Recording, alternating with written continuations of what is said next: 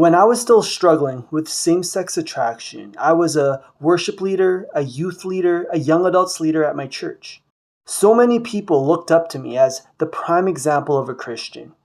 I mean, I kind of had to. I was the son of the lead pastor at my church. So I put on this facade, this front, that everything was okay. I had given myself false grace, thinking, God will forgive me anyways. Christians, they're always talking about grace. I should be good. Let me be clear, if you're giving yourself this kind of grace, these excuses, you're sadly deceiving yourself. Only God is the one who has the authority to give grace. We do not give ourselves grace. We are called to deny ourselves, pick up our cross, and follow Him. Too many people today would rather not depend on God to help them through anything. They'd rather depend on themselves and rationalize their sin in order to quote-unquote survive, instead of depending on God as their sole provider. But it was God who woke you up in the morning. It was God who put breath in your lungs.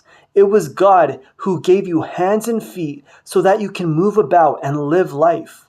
Therefore, our lives are not our own, and we've got to depend on God to overcome all sin. Psalm 106 verse 8 says, "Yet He, the Lord, saved them, us, for His name's sake, so that His mighty power might be known."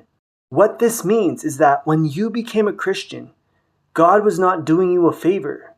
When you became a Christian, God was doing Himself a favor. He saved you so that through you, His mighty power might be known. That is why we as Christians actually have to live as if the King, the God of the universe, actually saved us. The Christian life should be a life of victory, free from all sin cycles and bondage. See, overcoming any sin requires a shift in your mindset. If you are Christian, you are incredibly blessed to have this revelation that not everybody in the world has.